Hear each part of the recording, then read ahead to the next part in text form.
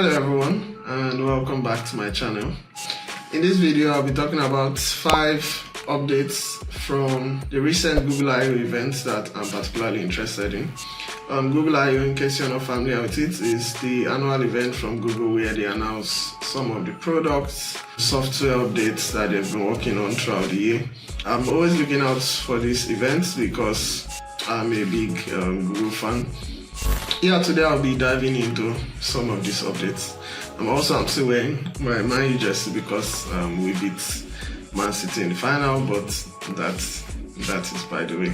So yeah, without further delay, let's get into the video.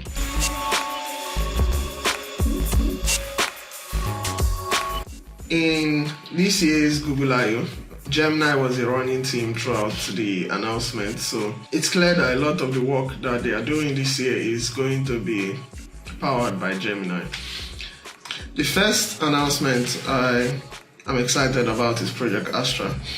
Google has announced this as the future of AI assistants that can understand beyond just text prompts. They can take in photos, videos, and in real time give you valuable information.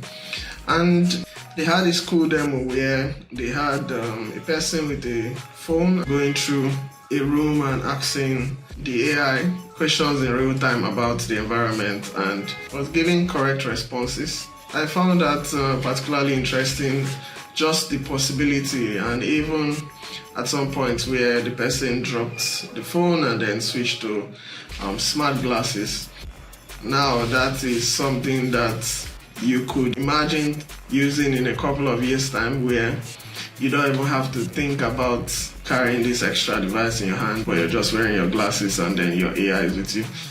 Yeah, that was particularly interesting. Obviously, you have to consider the fact that this is like a controlled environment and these things are retrained and tried a couple of times to get that demo right. But still, just the fact that it is possible makes you think about what more could be done in a few years' time. Next one I'm excited about is Gemini Nano.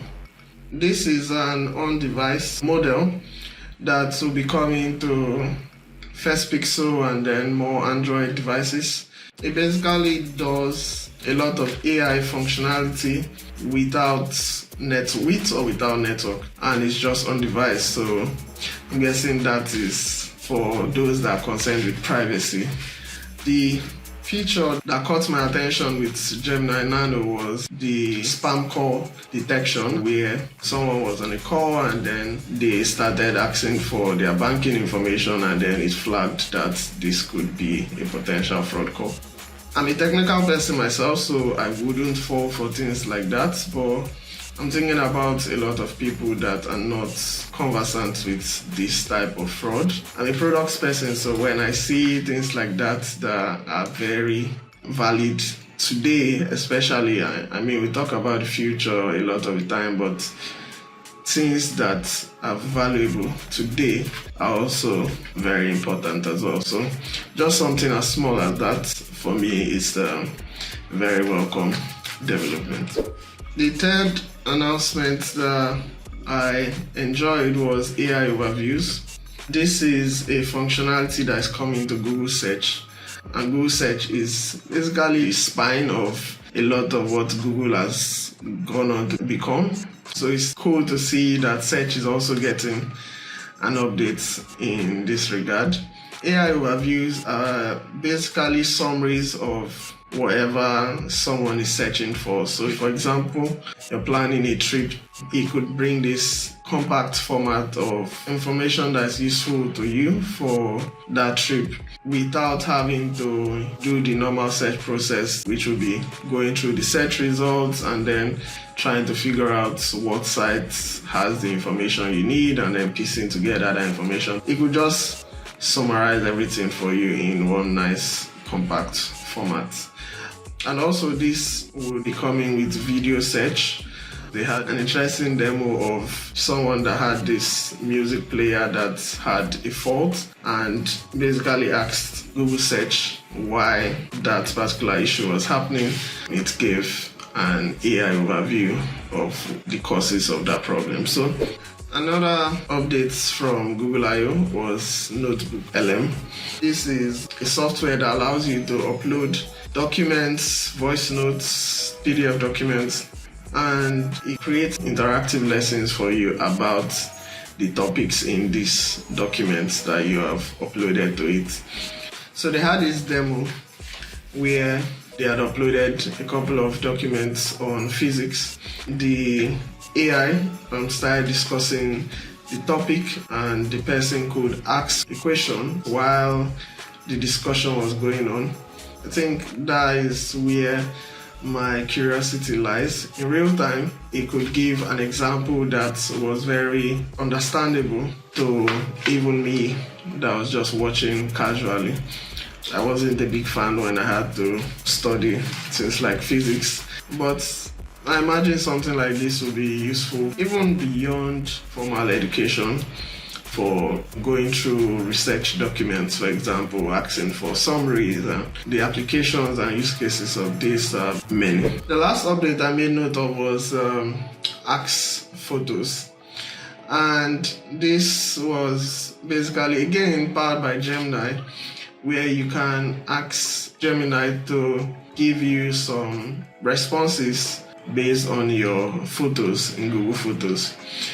You could ask for things like your license plate number, and it can understand the pictures that you have uploaded to Google Photos over time, and then giving other information that it knows about you, which car is most likely going to be yours, and then give you your license plate. Now, the thing with this is, at the moment, I think Google Photos can do some version of that, because one thing I use Google Photos for is to search for things like pictures of my passport or driver's license, and it brings up results of different passports and driver's licenses I've taken over the years.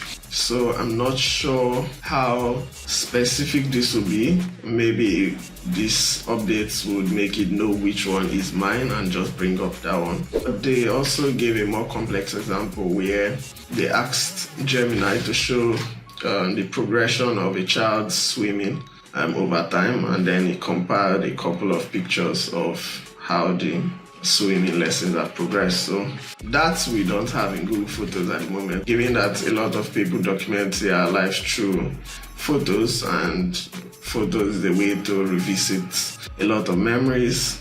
I believe that this is a very useful application. Those are the 5 that I'm excited about.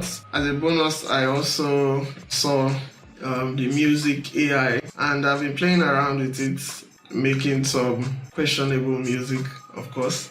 But it's actually pretty good. You can ask it either via prompt. For example, I wrote a prompt, a Drake type beats with keyboard notes and a touch of Afrobeats. And it sounds something like this.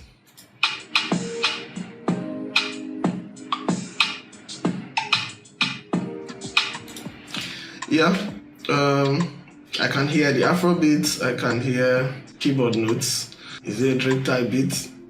That's on you to decide. But yeah, it's pretty good. It also has a DJ mode where you can basically give it a couple of instruments, and then it makes a looping beats with them, and you can add, increase and decrease volumes of each of the instruments, and it's pretty cool. So these were some of the highlights from the events that I personally enjoyed, and I'll be looking forward to their release timelines. That's all for this video. If you've enjoyed this video, please leave a like and subscribe to my channel, and I'll see you in the next one. Peace.